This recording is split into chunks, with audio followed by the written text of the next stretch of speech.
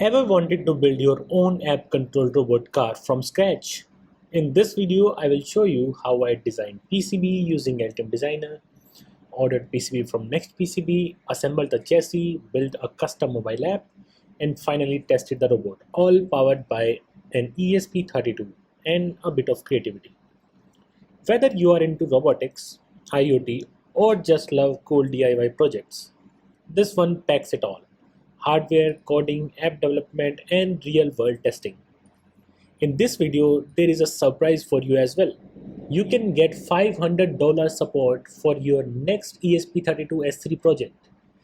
Watch this video till the end to learn more. Let's jump into it and step by step build the ultimate Wi-Fi controlled robot car. Step 1. Designing the PCB. The first step in building our app-controlled robot car was designing a custom PCB, and for that I used LTM Designer, the industry standard in PCB design. LTM made the process effortless, from schematic design to layout and even 3D visualizations. Its real-time error checking and powerful routing tools helped me create a clean and compact board without wasting time troubleshooting. And with LTM365, I could store my design files online, making collaborations and feedback from my team seamless. Whether it was the desk or on the go, I could access, review, and share my project from anywhere in the world. At the core of the PCB is a ESP32 module, ideal for Bluetooth and Wi-Fi based control. I also include two L298N motor driver boards, though we will only be using one in this project, and to manage power there is a voltage regulator to safely step down the input voltage for the ESP32. Once I finalized the design, I exported the Gerber files and sent them to Next PCB. They delivered high quality printed circuit boards with a professional finish and fast turnaround time. I also found an interesting event. Next PCB launched a free sample event for ESP32 S3 chips. They can sponsor 5 PCBs plus 2 SMTs up to $500 As long as it is an original and high quality IoT project, you can give it a try. The link is in the description of this video. Once the PCB arrived, for the assembly I used solder paste and heat gun to mount the SMT components such as the ESP32 and the voltage regulator.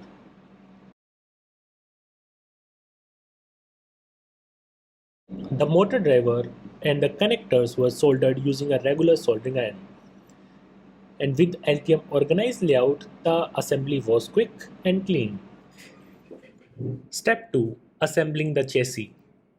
With the PCB ready, it was time to bring the robot to life, starting with the chassis.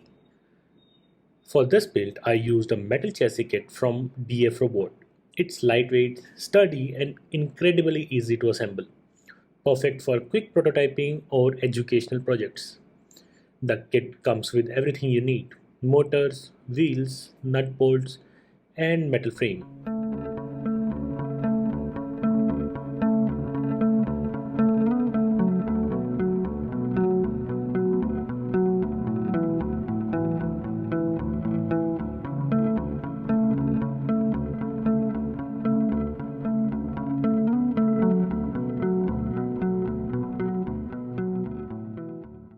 Once the base was ready, I placed the custom PCB right on top, ensuring easy access to the connectors and making the wire super clean. I used a double-sided tape for that. I also made sure the battery holder was mounted securely at the center and properly weight distributed.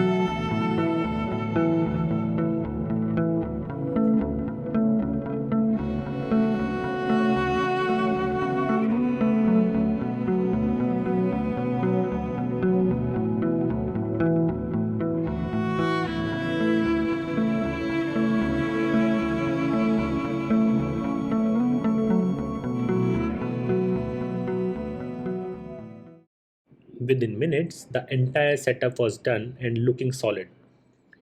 It's always satisfying to see the hardware coming together. Step 3, making the app. Now let's build the brain behind the robot, the controller app. Instead of using Bluetooth, I took it a step further and used a Wi Fi to control the robot. The ESP32 creates its own hotspot, and the mobile phone connects directly to it. No internet or external router needed. Once connected, the app sent control commands over HTTP requests to the ESP32's web server. For example, when you press the forward button, the app sends a GET request like a /f, and the ESP32 reads this and moves the robot forward. The app was made using MIT App Inventor, which is perfect for quick developments. I created a simple layout with directional controls: forward, backward, left, right, and stop. Each button triggers a different command via a web request. This method gives us faster and more reliable communication than Bluetooth, and it's scalable too, perfect for adding camera controls and telemetry later. Once the app was done, I connected ESP32's Wi Fi and started testing it right away.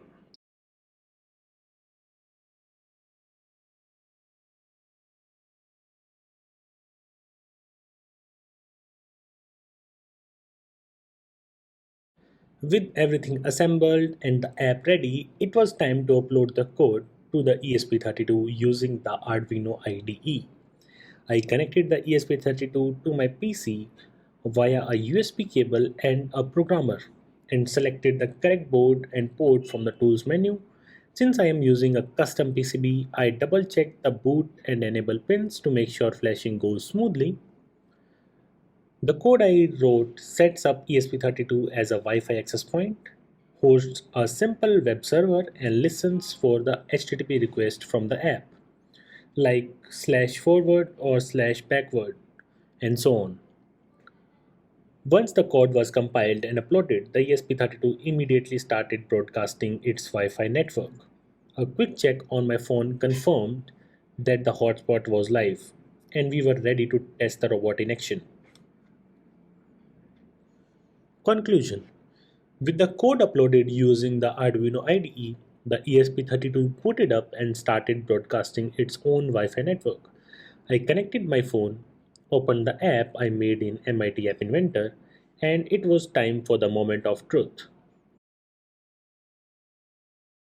I tapped the forward button, the robot moved forward, then left, right, backward. Every command was received over Wi Fi, and the robot responded in real time.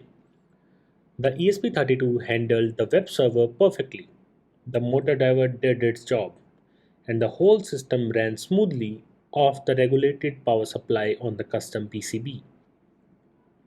It's always so satisfying to see hardware, code, and app all work together flawlessly. This wasn't just a fun project, it was a great learning experience in electronics, networking, and app development. And shout out to Altium Designer for sponsoring this video. I designed the entire PCB in Altium, and its powerful tool made the process smooth and professional. You can find the link to try it out down in the description. Thanks for watching, and let me know in the comments if you want to see robot car upgraded with a camera or autonomous features next. Thank you for watching and have a nice day.